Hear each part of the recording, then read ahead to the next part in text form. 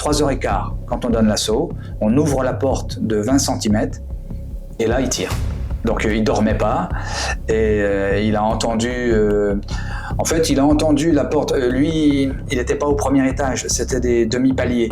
Donc il était très près de la porte du hall. Ouais. Il a entendu la porte du hall s'ouvrir et il a été surpris par le fait que la lumière ne s'allume pas. On avait décidé, nous, de ne pas allumer pour essayer d'enlever le moins de signaux possible qui pourraient l'alerter. Et en fait, cette précaution, finalement, nous a trahis. Il s'est dit, c'est sûrement la police. Et donc, la porte s'est à peine ouverte. On a ouvert la porte avec un vérin hydraulique.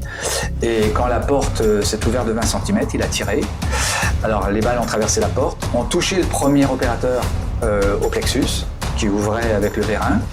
Mais à cet endroit-là, on est particulièrement protégé. Il y a 3 épaisseurs à cet endroit-là. Et donc, il n'a pas été blessé.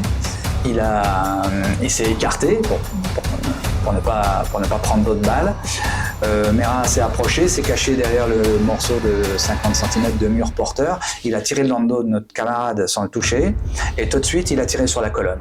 Sur la colonne d'assaut, il a vidé c'était des Colt 45, c'est équipé de 7 balles. Les 3 premières balles ont frappé le bouclier du premier opérateur.